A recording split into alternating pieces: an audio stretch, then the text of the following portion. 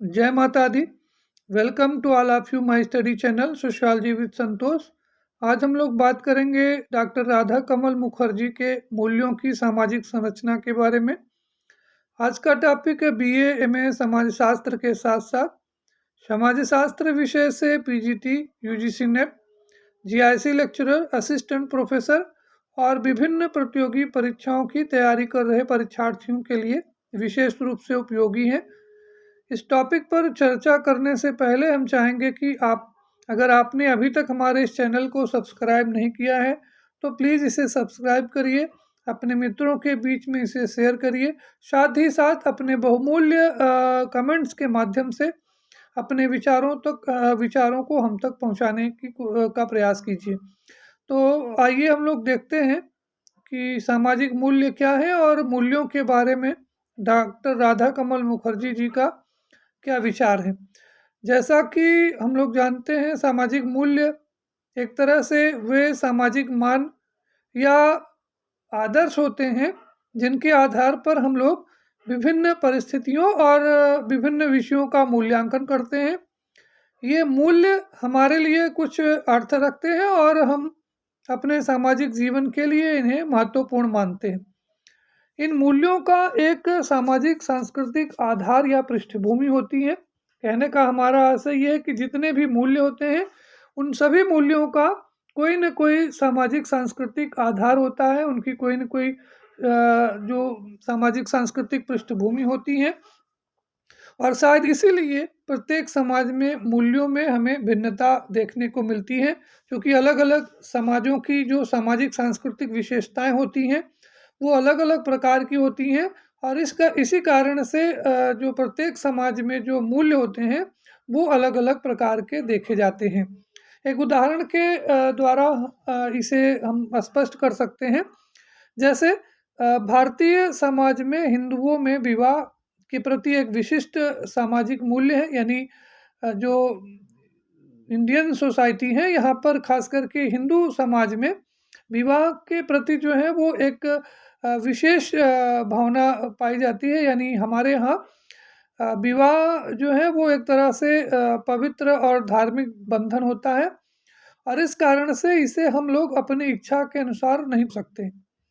यानी ये जो इंडियन सोसाइटी में जो हिंदू जो मैरिज है उसकी हम बात कर रहे हैं। इसके विपरीत अगर आप देखें तो जो पश्चिमी समाज है या जो अमेरिकन समाज है, यहाँ पर जो विवाह से संबंधित इन मूल्यों का अभाव होने के कारण वहाँ पर जो विवाह को लेकर के जो उनकी जो धारणा है, यानी विवाह के प्रति जो उनकी भावनाएं हैं वो दूसरे प्रकार की होती है और इसी कारण से वहाँ पर विवाह विच्छेद या जिसको हम लोग अंग्रेजी में डाइवोर्स बोलते हैं, वहाँ पर आपको इसको प्रमुख रूप से देखा जा सकता है। तो कहने का हमारा ये आशय ये हुआ कि जो मूल्य हैं वो अलग अलग सामाजिक सांस्कृतिक पृष्ठभूमि से संबंधित होते हैं और अलग अलग सामाजिक सांस्कृतिक पृष्ठभूमि होने के कारण अलग अलग समाजों में ये अलग अलग प्रकार के पाए जाते हैं।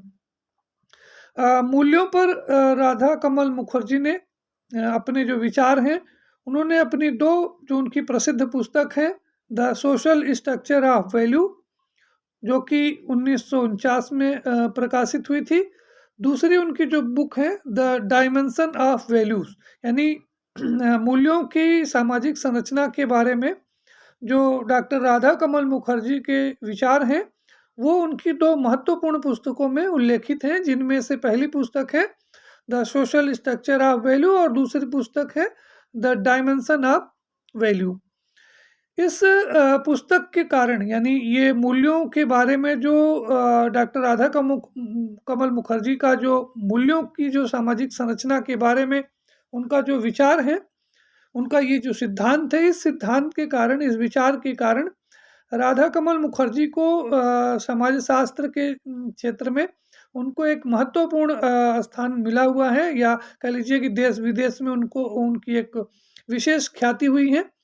अपने इस सिद्धांत में डॉक्टर मुखर्जी ने पूर्व और पश्चिम की विचारधाराओं का एक समन्वय स्थापित करने का प्रयास किया है। उनकी जो पुस्तक सोशल स्ट्रक्चर ऑफ वैल्यू है, इस पुस्तक में मुखर्जी ने मूल्यों की सामाजिक संरचना का सिद्धांत प्रस्तुत किया है। इसके अंतर्गत उन्होंने मूल्यों की उत्पत्ति, मूल्यों का विकास, मूल्यों के मनोवैज्ञानिक नियमों के बारे में अपने विचार व्यक्त किए हैं।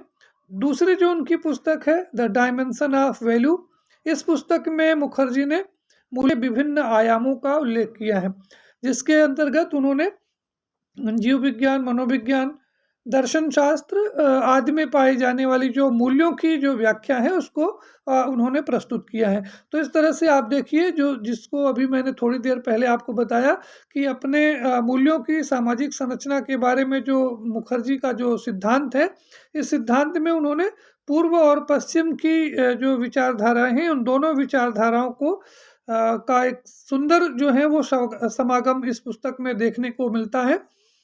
अगर हम लोग राधा कमल मुखर्जी के मूल्यों की सामाजिक संरचना की बात करें, तो उनका ये जो सोशल स्ट्रक्चर ऑफ वैल्यू है, इसको हम लोग इंटर डिसिप्लिनरी जो है वो उपागम कह सकते हैं। यानी ये जो उनका जो दृष्टिकोण है, एक तरह से एक अंतःवैज्ञानिक दृष्टिकोण है, जिसके अंतर्गत उन्होंने मूल्यों के बारे में विभिन्न जीव वैज्ञानिकों, मनोवैज्ञानिकों और समाज वैज्ञानिकों के जो योगदान है उनका भी उल्लेख उन्होंने अपनी पुस्तक में किया है। और इस बारे में मुखर्जी का मानना है कि जब तक मूल्यों के बारे में कोई सार्वभौमिक सामान्य विचारधारा प्रतिपादित नहीं कर ली जाती है, तब तक मानव जाति की वास्तविक प्रगति संभव नहीं है। कहने का हमारा आशय ये है कि जो मूल्य हैं वो अलग अलग सामाजिक सांस्कृतिक पृष्ठभूमि से संबंधित होने के कारण अलग अलग समाजों में अलग अलग प्रकार के मूल्य प्रचलित होते हैं। तो इस कारण से मुखर्जी का मत है कि जब तक मूल्यों के बारे में हम लोग कोई एक सार्वभौमिक निष्कर्ष नहीं प्रतिपादित कर लेते हैं, तब तक वास्तव में मूल्यों की जो सामाजिक संरचना है उसको ठीक प्रकार से समझ नहीं सकते हैं। मुखर्जी का जो संपूर्ण सामाजिक संगठन और व्यवस्था है, यानी डॉक्टर मुखर्जी जो हैं वो संपूर्ण सामाजिक संगठन और व्यवस्था का आधार मूल्यों को मानते हैं।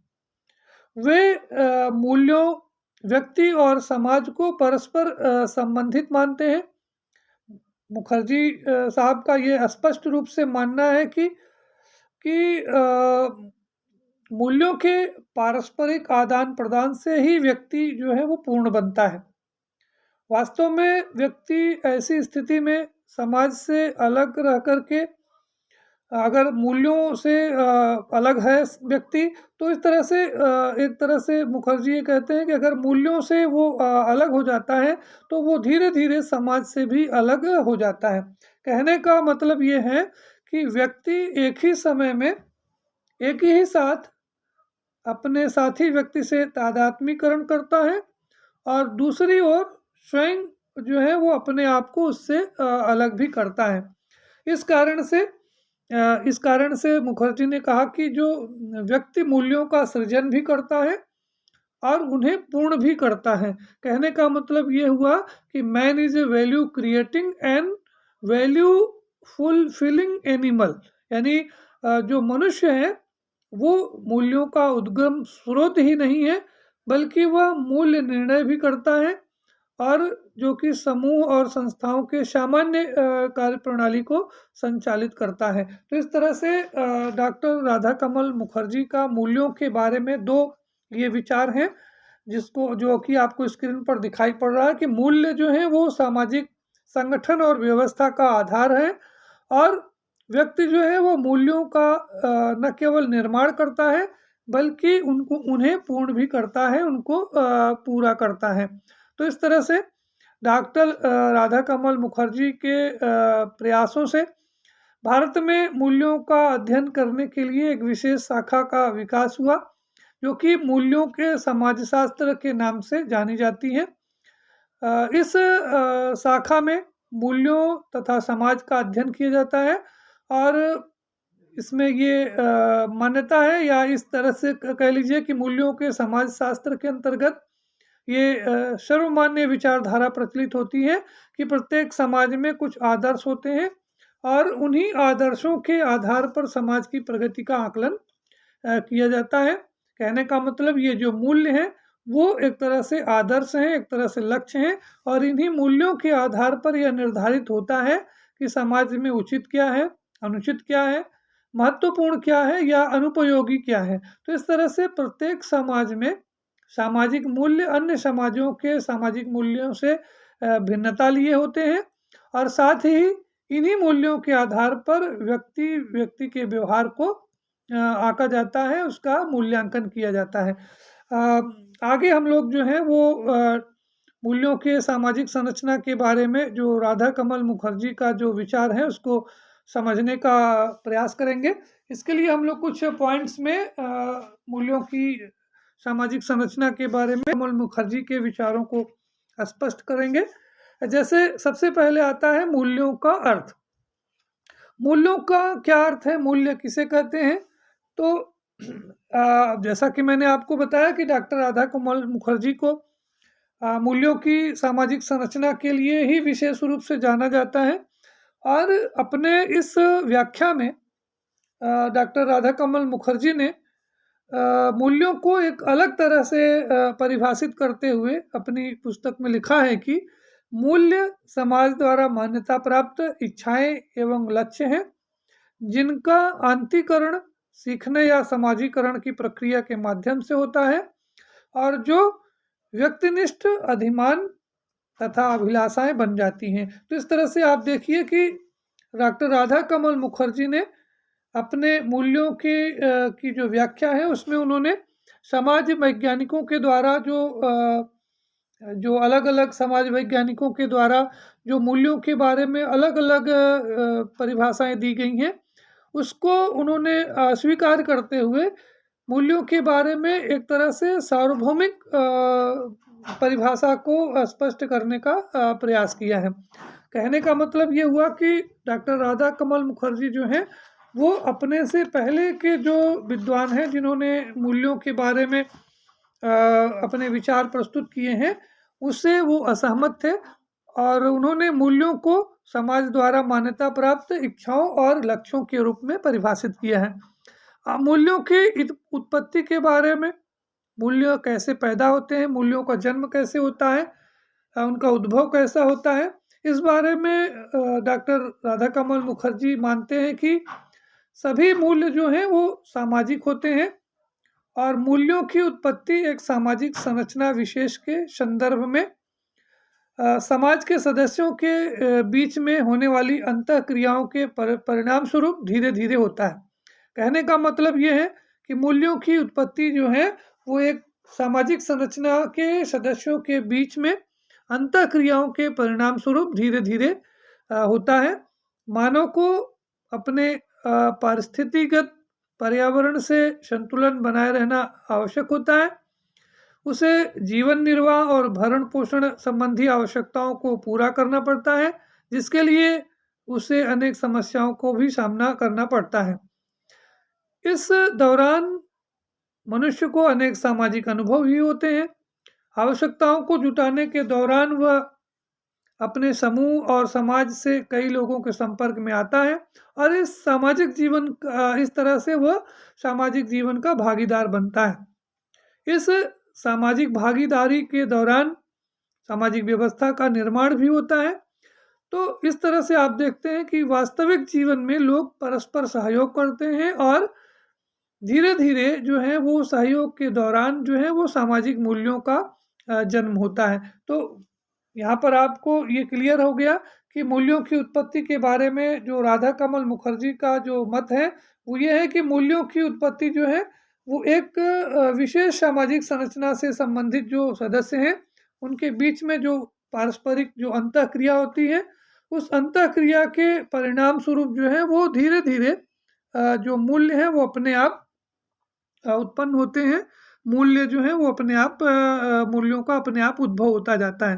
तो इस तरह से जो सामाजिक मूल्यों का जो जन्म है वो सामाजिक समस्याओं के समाधान हेतु मानव के सहयोग के कारण से होता है। यानी दूसरे शब्दों में हम लोग कह सकते हैं कि सामाजिक मूल्यों का जो जन्म है वो जो विभिन्न प्रकार की जो मानव की समस्याएं हैं उन समस्याओं के समाधान के लिए जब वो आपसी सहयोग के आधार पर उन समस्याओं को समाधान करने का प्रयास करता है, उन समस्याओं को समाप्त करने की खोज करता है, तो इस तरह से धीरे-धीरे जो है वो स्वाभाविक रूप से उस समाज में जो मूल्य हैं वो उत्पन्न होते हैं। तो यहाँ पर राधा कमल मुखर्जी ने ये स्पष्ट रूप से कहा कि मूल्य जो है मनुष्य जो है वो मानव मूल्यों की खोज करने वाला और मूल्यों का निर्माण करने वाला प्राणी है। Man is a value seeking and value creating being.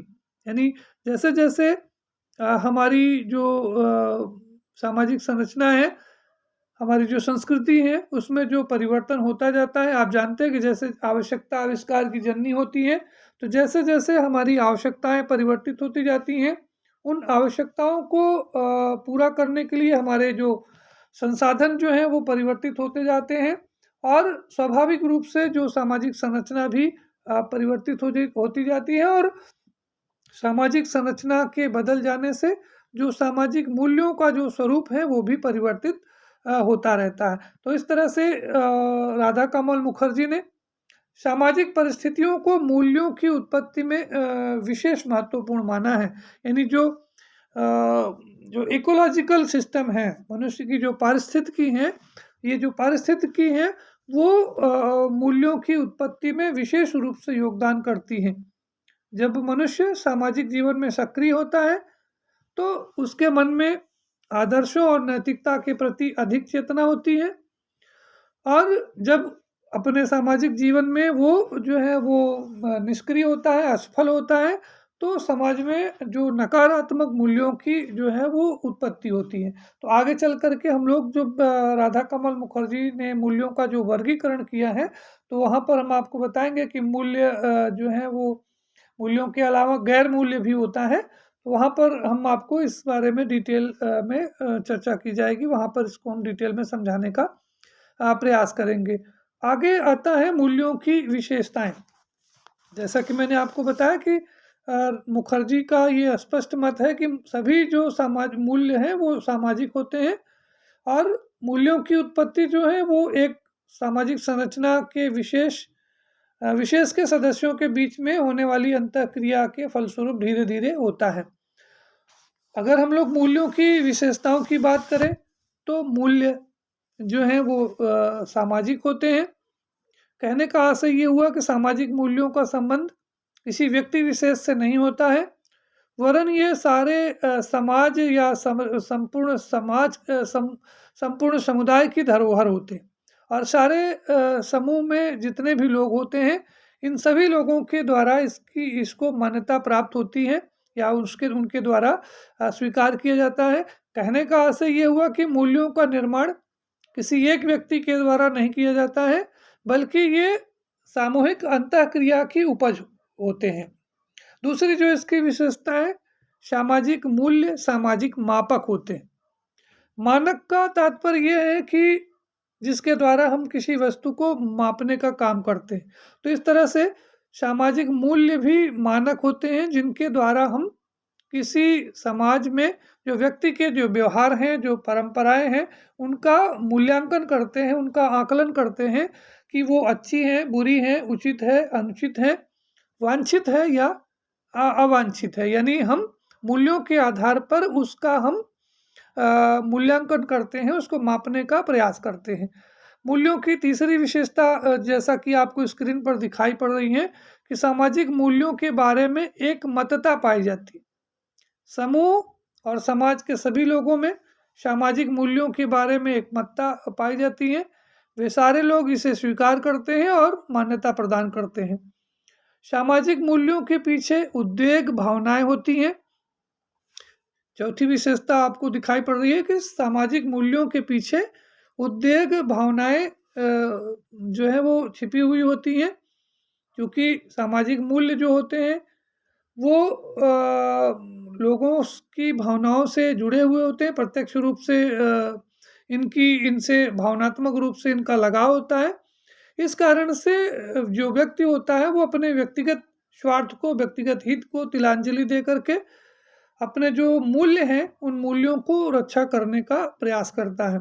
जैसे आप जानते हैं कि भारत में जो देशभक्ति है, जो स्वतंत्रता के जो मूल्यों की रक्षा करने के लिए अनेक जो भारतीयों ने हँसते-हँसते अपने प्राणों का बलिदान कर दिया। तो ये जो देशभक्ति के जो मूल्य हैं, वो इस तरह के मूल्य हैं कि लोग इसमें अपने व्यक्तिगत हित को नज़रअंदाज करते हुए, उसकी उपेक्षा करते हुए, देश के हित में, समाज के हित में अपने संपूर्ण का बलिदान करने के लिए सहर्ष तैयार हो जाते हैं। ऐसा इसलिए होता है क्योंकि मूल्यों के पीछे जो है वो उद्वेग भावनाओं की प्रधानता होती है। अगली विशेषता है कि मूल्य जो हैं, सामाजिक मूल्य गतिशील होते हैं। सामाजिक मूल्य गतिशील होते हैं, इसका मतलब ये हो गया कि सामाजिक मूल्य सदैव जो है वो एक समान नहीं होते। समय और परिस्थितियों के साथ इसमें परिवर्तन आता रहता है। सामाजिक मूल्यों का उद्देश्य सामाजिक आवश्यकताओं की पूर्ति करना होता है और स्वाभाविक रूप से जब समाज की आवश्यकताएं बदलती जाती हैं तो सामाजिक मूल्य भी परिवर्तित होते चले जाते हैं।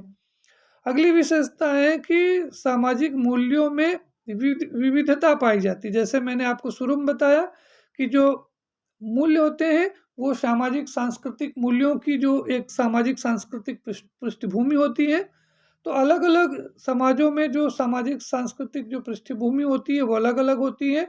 इस कारण से उन समाजों में जो सामाजिक मूल्य हैं वो भी एक दूसरे से भिन्न-भिन्न प्रकार के होते हैं। अगली विशेषता है सामूहिक कल्याण की भावना। इस सामाजिक मूल्यों में सामाजिक कल्याण और सामाजिक आवश्यकताओं के लिए महत्वपूर्ण होने की बात होती है। कहने का मतलब ये हो गया कि जो सामाजिक मूल्य हैं कल्याण और सामाजिक आवश्यकता की दृष्टि से विशेष महत्वपूर्ण माने जाते हैं और इनके अनुरूप आचरण करने पर ही समूह में संगठन और या एकजुटता जो है वो बनी रहती है।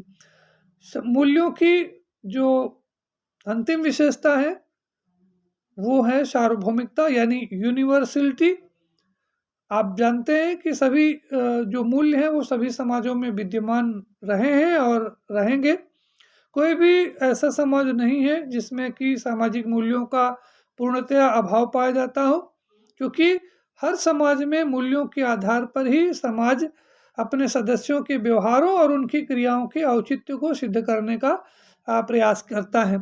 यहाँ पर हम आपको एक महत्वपूर्ण बात बताना चाहेंगे कि मूल्य जो हैं वो सार्वभौमिक ज़रूर होते हैं, लेकिन मूल्यों का एक क्षेत्रीय आधार होता है। यानी जब आप मूल्यों की यूनिवर्सलिटी की बात पढ़ें, समझें, तो उसके साथ ये भी जोड़ के रखें कि जो रीजनल बेसिस ऑफ वैल्यू होती हैं, कहने का मतलब ये हो गया कि प्रत्येक सामाजिक घटना का एक विशेष सामाजिक परिस्थिति के संदर्भ में ही उसका अर्थ होता है। कहने का मतलब ये हुआ, जैसे मैंने आपको बताया कि हमारे जो भारतीय समाज में जो जाति अंतर विवाह हैं, जो सती प्रथा, विधवा प्रथा या जैसे तमाम जो प्रथाएं थी जिनको कि हमारे समाज में उचित माना जाता रहा है, लेकिन इन प्रथाओं को पश्चिमी समाजों में अनुचित माना जाता रहा है। तो इसका कारण ये है कि जो प्रत्येक क्षेत्र के जो मूल्य होते हैं उनकी एक अपनी विशिष्टता होती है और वो दूसरे क्षेत्रों से भिन्न भिन्न होते हैं। यानी मूल्य सार्वभौमिक होते हुए भी अलग-अलग समाजों में अलग-अलग प्रकार के पाए जाते हैं। तो इस तरह से मूल्यों की विशेषताएं यहाँ पर स्पष्ट हो जाती हैं। अगले स्टेप पे हम लोग चलते हैं मूल्यों के वर्गीकरण के बारे में। मूल्यों के वर्गीकरण के बारे में जो राधा कमल मुखर्जी का जो दृष्टिकोण है, उन्होंने सभी प्रकार के मूल्यों को मुख्य रूप से 2 भागों में विभाजित किया है, 2 भागों में वर्गीकृत किया है। पहला है साधन मूल्य जिनको बोलते हैं इंस्ट्रूमेंटल वैल्यू, और दूसरा है साध्य मूल्य। यानी साधन मूल्य और साध्य मूल्य ये जो है वो 2 प्रकार के मूल्य हैं। अब ये साधन मूल्य क्या है, साध्य मूल्य क्या है, इसको स्पष्ट करते हुए डॉक्टर राधा कमल मुखर्जी ने लिखा है कि साध्य मूल्य जो है वो एक तरह से वे लक्ष्य या संतोष होते हैं जिन्हें मनुष्य तथा समाज अपने जीवन के विकास और विस्तार की प्रक्रिया में सहज रूप में स्वीकार करते हैं। यानी साध्य मूल्य का मतलब होता है कि ऐसे मूल्य जो व्यक्ति के लक्ष्य से संबंधित होते हैं, जो समाज के आदर्श से संबंधित होते हैं, यानी जो समाज का जो आदर्श है, स्थिति है, जो समाज के जो लक्ष्य हैं, जो उद्देश्य हैं, जो गोल्स हैं, उनसे जुड़े हुए जो मूल्य हैं, उनको हम साध्य मूल्य कह सकते हैं। साध्य का मतलब होता है कि जो हमारे उद्देश्य हैं, जो हमारे लक्ष्य हैं, उन लक्ष्यों और उन उद्देश्यों से जुड़े हुए जो मूल्य हैं, उन्हें हम साध्य मूल्य कहते हैं। जैसे हमारे यहाँ भारतीय समाज में सत्यम शिवम सुंदरम से संबंधित जो मूल्य है, वो मनुष्य की सामाजिक जीवन की विशेषता से जुड़ा हुआ है। यानी कहने का मतलब ये हुआ कि जो साध्य मूल्य हैं वे एक तरह से हमारी स्वास्थ्य, संपत्ति, सुरक्षा, परिस्थिति आदि से जुड़े हुए होते हैं और इनका उपयोग हम लोग अपने लक्ष्य या अपनी आत्मिक संतुष्टि के लिए करते हैं। दूसरा जो प्रकार है सामाजिक मूल्यों का, वो है साध्य मूल्य। साध्य मूल्यों को हम लोग साधन मूल्यों को हम लोग ये कह सकते हैं कि जो साधन मूल्य हैं वो इस तरह से हैं कि जिन्हें व्यक्ति इन जो हमारे जो साध्य मूल्य हैं, इन मूल्यों को पूरा करने के लिए, इनको प्राप्त करने के लिए जो मूल्य अपनाता है, इनको प्राप्त करने के लिए, इनको अर्जित करने के लिए जो तरीका अपनाता है, इसी को हम लोग साध्य मूल्य कह सकते हैं, साधन मूल्य कह सकते हैं। तो साधन मूल्य का मतलब हो गया जो हम इंस्ट्रूमेंटल वैल्यू यानी जो भौतिक मूल्य है, और जो साध्य मूल्य है वो एक तरह से अमूर्त होते हैं। उनका एक विशिष्ट या लोकातीत मूल्य उनको हम कह सकते हैं। तो इनको अगर अब आप समझना चाहें तो साध्य मूल्यों को अमूर्त या लोकातीत मूल्य कह सकते हैं, और साधन मूल्यों को हम लोग अस्तित्ववादी या जो भौतिक मूल्य हैं वो कह सकते हैं। तो इस तरह से आप यहाँ पर इतना समझिए कि मूल्यों के बारे में राधा कमल मुखर्जी ने मूल्यों को दो भागों में विभाजित किया है, एक साधन मूल्य और दूसरा है साध्य मूल्य। अगले स्टेप पर आती है बात मूल्यों के संस्तरण की। मूल्यों के संस्तरण के बारे में जो मूल्यों के बारे में जो राधा कमल मुखर्जी का जो विचार है वो ये है कि सभी मूल्य जो हैं वो एक ही स्तर के नहीं होते, उनमें एक संस्करण पाया जाता है, और इस संस्करण का संबंध जो है वो मूल्यों के आयामों से होता है, डायमेंशन से होता है। यानी मुखर्जी साहब का यह स्पष्ट रूप से मानना है कि मूल्य जो है वो सभी समाजों में सार्वभौमिक रूप से विद्यमान रहे हैं और रहेंगे, लेकिन मूल्यों की एक महत्वपूर्ण विशेषता यह है कि सभी जो मूल्य हैं वो एक ही स्तर के नहीं होते हैं, बल्कि उनमें ऊंच नीच का एक स्तर पाया जाता है, उनमें एक संस्करण पाया जाता है, उनमें एक सोपान पाया जाता है। और ये जो सोपान है, ये जो स्तर है, वह जो है वो मूल्यों से जुड़े हुए जो विभिन्न प्रकार के जो डायमेंशन होते हैं, आयाम होते हैं, उन आयामों के कारण मूल्यों में एक संस्करण देखने को मिलता है। राधा कमल मुखर्जी की अगर बात करें तो उन्होंने मूल्यों के जो आयाम है उनको 3 भागों में विभाजित किया है। पहला है जैविक आयाम, दूसरा है सामाजिक आयाम, और तीसरा है आध्यात्मिक आयाम। यानी जैविक बायोलॉजिकल, सामाजिक यानी सोशल, और आध्यात्मिक का मतलब स्पिरिचुअल। ये इस तरह से 3 जो हैं मूल्यों के आयाम हैं, और इन्हीं आयामों के आधार पर जो मूल्य हैं उनको एक अलग अलग स्तर प्रदान किया जाता है। जैसा कि हम लोग जानते हैं कि जैविक मूल्य का मतलब ये हुआ जो हमारे शरीर की रक्षा के लिए, जीवन निर्वाह के लिए और हमारी सुरक्षा के लिए जो मूल्य जो आवश्यक होते हैं, ऐसे मूल्यों को हम लोग जैविक मूल्य कहते हैं। यानी जो दूसरा आता है सामाजिक मूल्य। सामाजिक मूल्य के अंतर्गत जो प्रेम है, जो सहयोग है, जो त्याग है, जो न्याय है, ये जो है वो मूल्य जो है वो इनको हम सामाजिक मूल्य कह सकते हैं। तीसरा बात आता है आध्यात्मिक मूल्य। आध्यात्मिक मूल्य का जो स्तर होता है वो सबसे ऊंचा होता है, क्योंकि इसकी जो विशेषता है वो व्यक्ति को एक तरह से उसके व्यक्तिगत स्वार्थ या व्यक्तिगत हित से जुड़ी हुई ना होकर के, बल्कि समाज के जो साध्य मूल्य हैं उनसे जुड़ी हुई होती है। यानी मूल्यों के सामाजिक संस्करण में सबसे ऊपर जो है वो आध्यात्मिक मूल्य आते हैं। इसके बाद जो है वो सामाजिक मूल्यों का स्थान आता है, और नंबर 3 पर यानी सबसे नीचे जो है वो जैविक मूल्यों का स्थान होता है। यानी अगर आप मूल्यों के का जो संस्करण है, इसमें जो प्राथमिकता और जो आरोहण का जो क्रम है, इसको अगर आप देखेंगे तो सबसे ऊपर आध्यात्मिक मूल्य, दूसरे उसके नीचे सामाजिक मूल्य, और उसके नीचे यानी सबसे निचले क्रम पे, सबसे निचले पायदान पर जो है वो जैविक मूल्यों का स्थान आता है। तो यहाँ पर आप देख रहे हैं कि डॉक्टर राधा कमल मुखर्जी ने ये मूल्यों के जो बारे में उनका जो दृष्टिकोण है, उन्होंने कहा कि जो सभी मूल्य हैं वो सामान्य स्तर एक समान स्तर के नहीं होते हैं, बल्कि उनमें जो है वो एक सोपान या ऊंच-नीच का संस्करण देखने को मिलता है। एक और दूसरी बात जो मूल्यों के सामाजिक संस्करण के बारे में राधा कमल मुखर्जी बताते हैं, वो ये है कि उन्होंने कहा कि मूल्यों का ये जो स्तर है, यानी जो मूल्यों में जो विभिन्न प्रकार का जो संस्करण है, यह उस समाज के सामाजिक संगठन के स्तरों के ऊपर डिपेंड करता है। यानी जिस समाज में सामाजिक संगठन का जो स्तर जिस तरह का होगा, उसी तरह का जो है वो मूल्यों का स्तर भी होगा। सामाजिक संगठन मुखर्जी ने सामाजिक संगठन के 4 स्तरों का उल्लेख किया है। जैसा कि मैंने आपको बताया कि मुखर्जी ने कहा कि मूल्यों का स्तर सामाजिक संगठन के स्तर पर निर्भर करता है, और उन्होंने सामाजिक संगठन के 4 जो हैं वो स्तर बताए हैं, जिसमें पहला है भीड़, दूसरा है स्वार्थ समूह, तीसरा है समाज, और चौथा है सामूहिकता। भीड़ भीड़ के बारे में मुखर्जी का कहना है कि भीड़ जो है वो सामाजिक संगठन की पहली अवस्था होती है। भीड़ एक तरह से अस्थायी समूह होता है, जो कि आदिम प्रकार के जो समाज है उनके व्यवहारों को प्रकट करता है।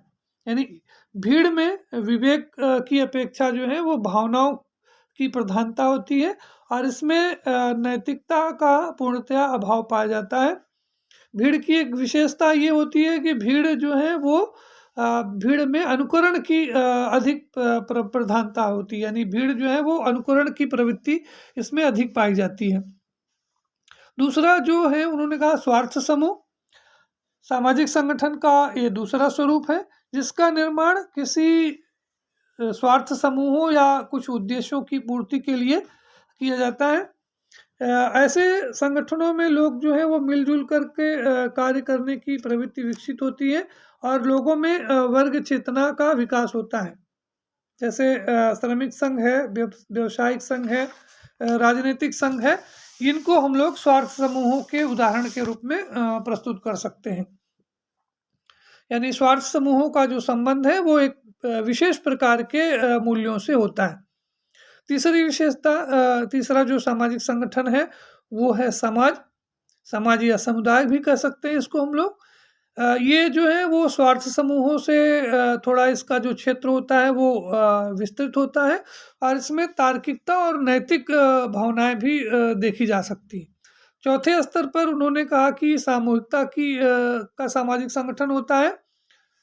सामूहिकता के सामाजिक संगठन को मुखर्जी ने सामाजिक संगठन का सर्वोच्च संगठन बताया है, और उनका ये कहना है कि ऐसे समाजों में, ऐसे संगठन में जो अनुशासन और उच्च स्तरीय बुद्धि और विवेक का परिणाम जो है वो सामूहिकता के रूप में देखा जाता है, और ऐसे सामाजिक स्तर के अंतर्गत सामाजिक मूल्यों में सहयोग, बंधुत्व, सामाजिक उत्तरदायित्व जैसी भावनाएं स्पष्ट रूप से विद्यमान होती हैं।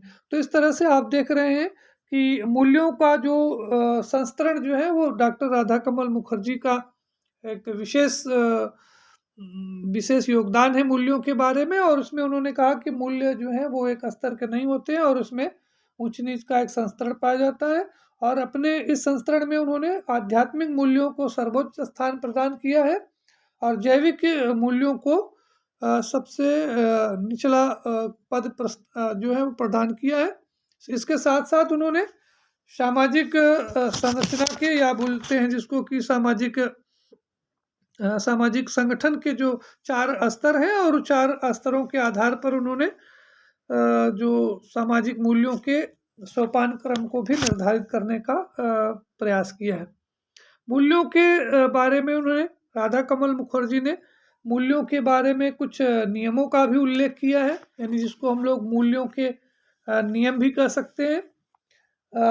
उनकी जो पुस्तक है the social structure of value, इस पुस्तक में उन्होंने मूल्यों के कुछ नियमों का भी उल्लेख किया है, जिसको हम लोग कुछ इस तरह से स्पष्ट कर सकते हैं। जैसे पहला नियम आपको स्क्रीन पर दिखाई पड़ रहा है कि समाज के अनुमोदन से मानवीय प्रेरणाओं का मूल्यों के रूप में रूपांतरण होता है। मूल्यों के चक्र का नियम प्रचलित होता है। कहने का मतलब ये होता है कि आधारभूत मूल्यों की परितृप्ति हो जाने पर खिन्नता या उदासीनता पनपती है, या फिर वो पसंद या परिहार में परिवर्तित हो जाती है। तो इस तरह से जैसे जैसे मूल्यों के चक्र का नियम ये है कि जैसे समाज की संस्कृति, समाज की परिस्थिति परिवर्तित होती रहती है, जैसे जैसे नवीन इच्छाओं, नवीन लक्ष्यों और नवीन साधनों का विकास होता जाता है, वैसे वैसे जो है वो पुराने जो मूल्य हैं वो समाप्त हो जाते हैं और उसकी जगह पर नए मूल्य जो हैं वो उत्पन्न होते चले जाते हैं। तीसरी विशेषता है मूल्यों की कि मूल्यों में सम्मिलन का गुण होता है। सम्मिलन का गुण का मतलब ये हुआ कि प्रत्येक समाज में जो मूल्य होते हैं वो आपस में घुल मिल जाते हैं, और घुल मिल जाने के कारण ही जो व्यक्ति के व्यवहार में मूल्यों का जो है वो असंतुलन कभी-कभी देखने को मिलता है। इसके साथ-साथ मूल्यों में प्रतिस्पर्धा भी चलती रहती है, यानी मूल्यों में टकराव भी होता रहता है। यानी जैसे जैसे कि उन्होंने बताया कि मूल्यों में का एक संस्करण होता है, हायरार्की होती है। तो इस कारण से जो कभी जो साधन मूल्यों और कभी साध्य मूल्यों के पूरा करने के लिए जो मूल्य हैं, जो आदर्श हैं, उनके बीच में संघर्ष होता रहता है। समाज में कभी साध्य मूल्यों को ज़्यादा महत्वपूर्ण माना जाता है और कभी जो है वो साधन मूल्यों को ज़्यादा तरजीह दी जाती है। इसके अलावा जो विशेषता 5वीं है कि उपयुक्त मूल्यों का चयन का नियम। उपयुक्त मूल्यों के चयन का नियम का मतलब ये हुआ कि जैसे मैंने आपको बताया कि मूल्यों में संघर्ष पाया जाता है, अनेक मूल्य एक दूसरे से संघर्ष करते रहते हैं। ऐसी स्थिति में व्यक्ति अपनी शिक्षा और अपने अनुभव के आधार पर उपयुक्त मूल्यों का चुनाव करता है।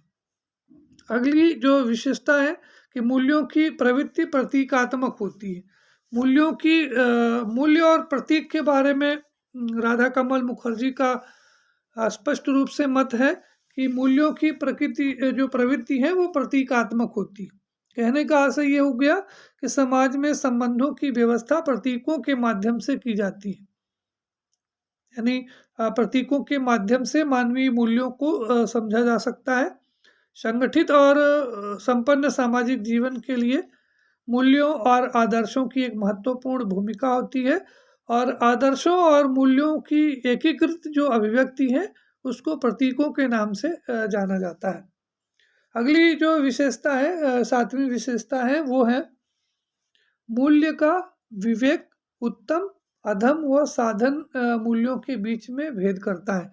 यानी व्यक्ति का जो विवेक है वो उत्तम, अधम और साधन मूल्यों के बीच में अंतर करता है। यानी व्यक्ति जो है वो उत्तम मूल्यों के अनुसार अपना जीवन व्यतीत करेगा, या अधम मूल्यों के अनुसार अपना जीवन व्यतीत करेगा, या फिर वो साधन मूल्यों को महत्व देगा। ये व्यक्ति के विवेक के ऊपर निर्भर करता है। तो इस तरह से मूल्यों के कुछ नियम का भी उल्लेख होता है। सबसे लास्ट में राधा कमल मुखर्जी ने मूल्य और गैर मूल्य की अवधारणा का भी उल्लेख किया।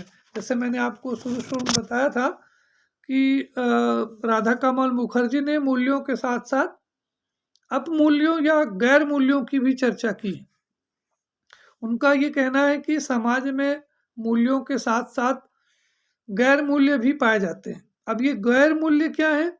गैर मूल्य को स्पष्ट करते हुए राधा कमल मुखर्जी ने कहा है कि सामाजिक मान्यताओं की उपेक्षा करना या सर्वमान्य सामाजिक मूल्यों का उल्लंघन करना, उन्हें अस्वीकार करना या उनके विरुद्ध आचरण करना जो है वो गैर मूल्य से संबंधित होता है। यानी जब सामाजिक जीवन में बुराइयां उत्पन्न होती हैं तब गैर मूल्यों की स्थापना जो है वो बढ़ने लगती है। तो कहने का मतलब ये हो गया कि अपराध हो गया, शोषण, भ्रष्टाचार, हिंसा, विघटन, ये जो है वो गैर मूल्य के अंतर्गत आते हैं। यानी ऐसे मूल्यों से समाज में जो स्वीकृत जो व्यवहार परंपरा है, जो सामाजिक संगठन है वो कमजोर होता है। सामाजिक व्यवस्था जो है वो प्रभावित होने लगती है, छिन्न भिन्न होने लगती है। यानी गैर मूल्य को मतलब आप ऐसे समझ सकते हैं कि गैर मूल्य जो है वो इस तरह एक ऐसे मूल्य होते हैं जो समाज के जो मान्यता प्राप्त जो तरीके हैं उसके विपरीत जो आचरण की जो व्यवस्था होती है उसे हम लोग गैर मूल्य कह सकते हैं। अब गैर मूल्यों की उत्पत्ति क्यों होती है, यानी समाज में गैर मूल्य क्यों पैदा हो जाते हैं, इसके लिए मुखर्जी ने यानी मूल्यों की गैर मूल्यों की उत्पत्ति के लिए उन्होंने 3 कारणों को महत्वपूर्ण माना है। पहला है जैविकीकरण, दूसरा है मानसिक तनाव और तीसरा है सामाजिक संघर्ष। डॉक्टर मुखर्जी का कहना है कि आधारभूत जो शारीरिक या जैविक आवश्यकताओं को नकारने या उनसे व्यक्ति को वंचित करने के कारण स्वाभाविक रूप से समाज में गैर मूल्य पनपते हैं। यानी जब शारीरिक कष्ट या असुविधा, कुपोषण या आवास की जो समस्या के कारण स्वाभाविक रूप से शरीर में विभिन्न प्रकार के जो विकार, रोग उत्पन्न होते हैं और ऐसी स्थिति में जो व्यक्ति है वो समाज के द्वारा जो स्वीकृत जो मूल्य हैं उनका विरोध करता है या उनके विपरीत में आचरण करता है। दूसरा उन्होंने कहा मानसिक तनाव। गैर मूल्य की यानी मानसिक तनाव की अवस्था में भी जो है वो गैर मूल्य पैदा होते हैं। आप जानते हैं कि जो तनाव होता है वो तनाव व्यक्ति को विभिन्न तनाव जो है वो व्यक्ति को अनेक प्रकार से संघर्षों और समस्याओं को उत्पन्न करने का कारण बनता है, क्योंकि व्यक्ति में अनेक प्रकार की निराशाएं और एक तरह से मनोवैज्ञानिक जो कमियां उसके अंदर उत्पन्न हो जाती हैं और स्वाभाविक रूप से व्यक्ति जो है इन अपने आवेगों या अपने भावनाओं, अपने इच्छाओं की संतुष्टि के लिए समाज विरोधी तरीका अपना लेता है। तीसरा जो कारण है उन्होंने कहा कि सामाजिक संघर्ष। सामाजिक संघर्ष की स्थिति में भी गैर मूल्य जो हैं वो उत्पन्न होते हैं। यानी जैसे जब जीवन में उतार चढ़ाव होता है या कह लीजिए कि उसकी जीवन में कोई आर्थिक संकट आ जाता है, तो ऐसी स्थिति में व्यक्ति खाने पीने के तरीकों में परिवर्तन करने लगता है या उसका नशा करने लगता है। तो इस कारण से वो अक्सर ऐसा देखा जाता है कि अपने दुख दर्द को भूलने के लिए, अपने मानसिक तनावों से छुटकारा पाने के लिए वो दिन रात है, जो कि उसके शरीर के स्वास्थ्य को प्रभावित करता है। और स्वाभाविक रूप से जब वो नशे का शिकार करता है या नशे का जो है वो आदी हो जाता है, तो स्वाभाविक रूप से उसका जो व्यक्तित्व है वो विकसित हो जाता है और वो समाज विरोधी जो व्यवहार है उसको करने के लिए तत्पर हो जाता है। तो इस तरह से आज के इस वीडियो के माध्यम से आप सब मूल्यों के सामाजिक संरचना के बारे में डॉक्टर राधा कमल मुखर्जी के जो विचार हैं उनको समझ पाए होंगे।